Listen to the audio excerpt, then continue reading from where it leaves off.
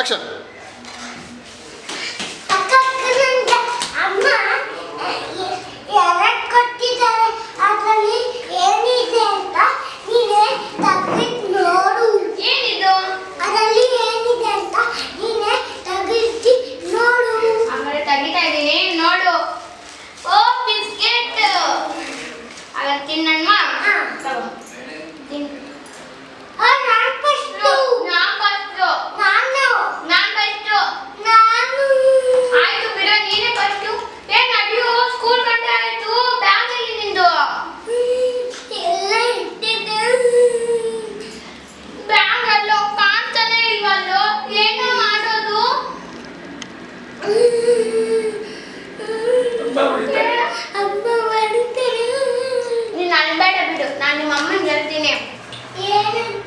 ನಾವು ಕಟ್ಟಿದ ಮೇಲೆ ಬ್ಯಾಗ್ ಇಟ್ಬಿಟ್ಟು ಸ್ಕೂಲ್ ಗಂಟೆಗಳಿಂದ ಕಾಯ್ತಾ ಕೂತಿದ್ದ ಆಂಟಿ.